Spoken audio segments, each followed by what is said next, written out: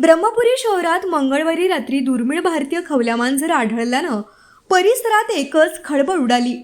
कपिलवस्तू नगर येथील एका घरात हा वन्यजीव दिसताच स्थानिकांनी तात्काळ वन्यजीव प्रेमी आणि सर्पमित्रांना माहिती दिली।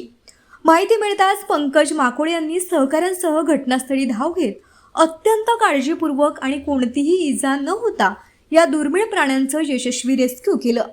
रात्री सुमारे 9:20 पार पडलेल्या या मोहिमेत खवल्या मांजराला सुरक्षितपणे पिंजऱ्यात पकडण्यात यश आलं।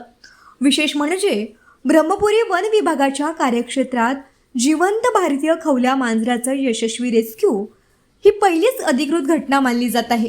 त्यानंतर वन परिक्षेत्र अधिकाऱ्यांच्या उपस्थितीत या दुर्मिळ वन्यजीवाला वन विभागाच्या स्वाधीन करण्यात आलं। वन्यजीव संरक्षण कायदा 1972 अंतर्गत संरक्षित असलेल्या या दुर्मिळ प्राण्याची वैद्यकीय तपासणी करून त्याला पुन्हा नैसर्गिक अधिवासात सोडण्यात येणार असल्याची माहिती वन विभागानं दिली।